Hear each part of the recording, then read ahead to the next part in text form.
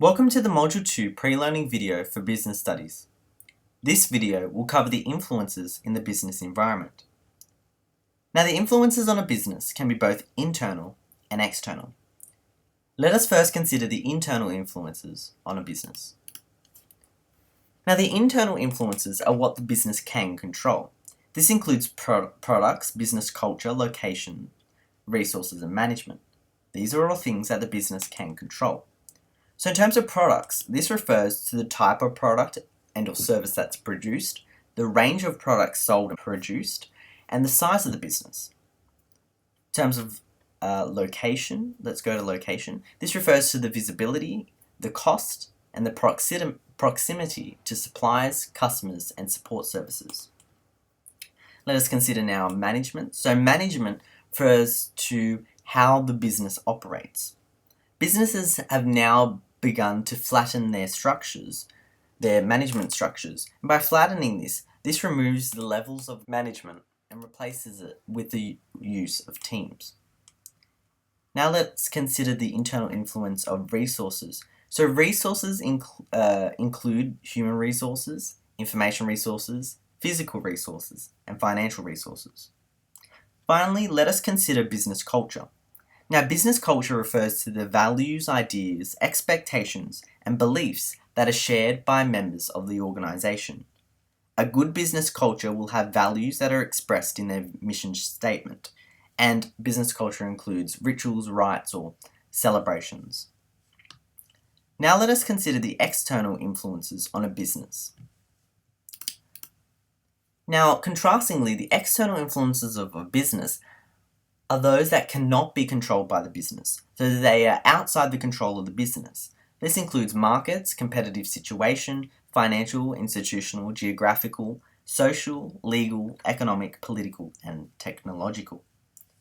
So in terms of economic, the economy is a system that determines what to produce, how to produce, and to whom the production will go. And this is really important for a business. Depending on what state the country is in terms of the economic cycle, will determine how successful the business will be. So this means if the economy is booming, then that means that the business's sales would be much higher because people will be spending a lot more. In terms of financial, if you look at governments, they are now introducing deregulation. Deregulation refers to the removal of government regulation from industries with the aim of increasing efficiency, improving competition. So the aim is to get governments out of regulating markets, so then competition can occur between businesses. In terms of the geographic influence, this just looks at the positioning of Australia. So Australia exists in the Asia-Pacific region, which has now seen, over recent years, significant economic growth.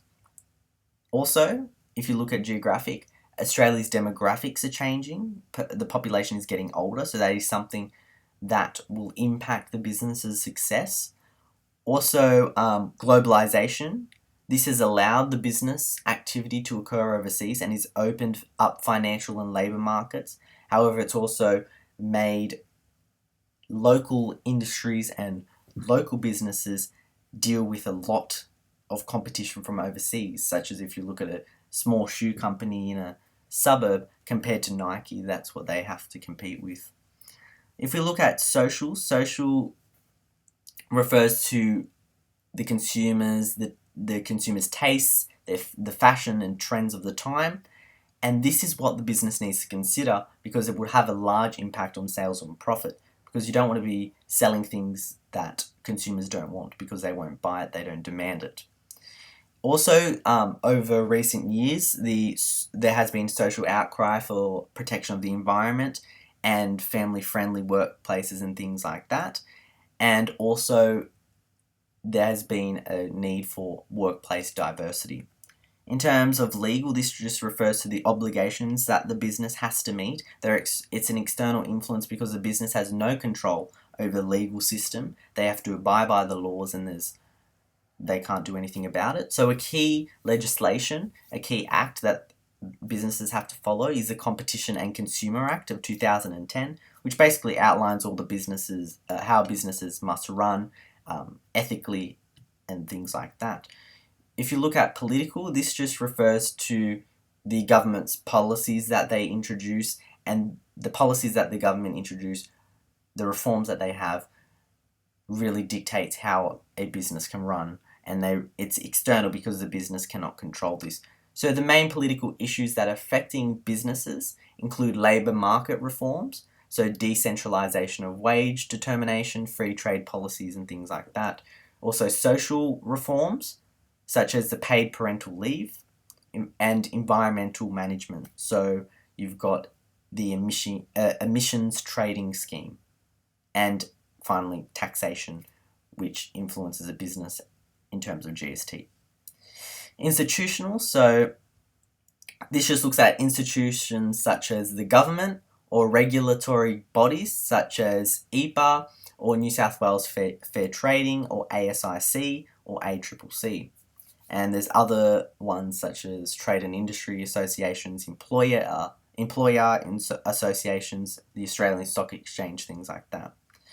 In terms of technological, a business needs to stay ahead of its competitors. It needs to have the right technology that suits their business activity and really keeps up with the consumer's demands in terms of technology and the trends and fashion, things like that, in order to ensure long-term survival.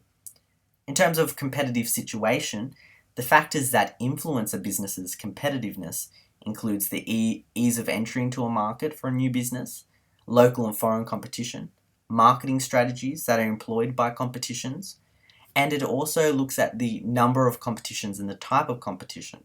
So if you look at a monopoly, that means that there's one main competitor, there's one main industry, and nothing really else. Oligopoly means there's a few key firms, such as if you look at banks, this would be an example of oligopoly. You've got the four main banks who really dominate the market, and then you've got monopolistic market and perfect competition and things like that, where it's more equal between businesses. Finally, if we consider markets, so the markets really, you can look at financial and capital markets, which has changed over time, and it has allowed businesses to borrow more money. So if you look at the financial market, businesses are now able to take a lot more different types of loans out, both locally and overseas. Also, if you look at labour markets, there's been a change in labour markets, which has allowed employers to find more skilled employees from overseas and bring them to Australia to work. And you can also look at the consumer market, and this is really looking at what they want to have and how the business is going to produce it. Now let's consider the stakeholders. So stakeholder refers to any individual or group that has an interest in or is affected by the activities of a business. So businesses have a responsibility to their stakeholders, including shareholders, managers, employees, consumers, society, and the environment. So these are all stakeholders because they are affected by the activity of a business, or they are invested in the business. So firstly, let's consider shareholders. So a shareholder is any person, company, or other institution that legally owns a share of stock in a public or private corporation. Now, the responsibility of the business to shareholders is that they have to ensure that the shareholders get the maximum return on the money that they've invested through the purchase of shares.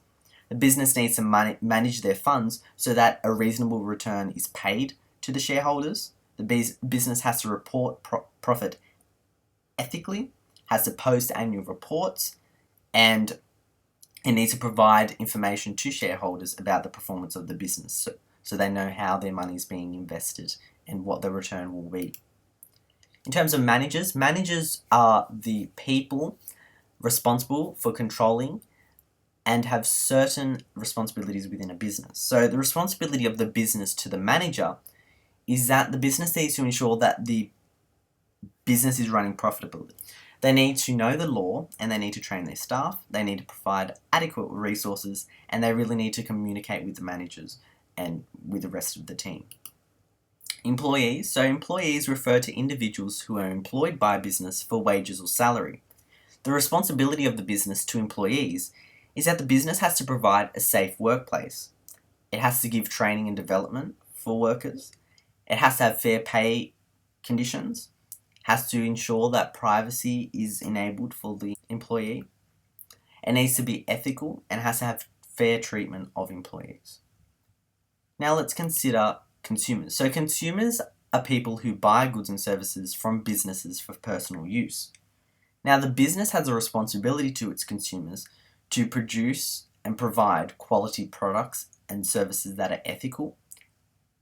The practices need to be environmentally friendly, and they need to respond to changes in consumer tastes or trends.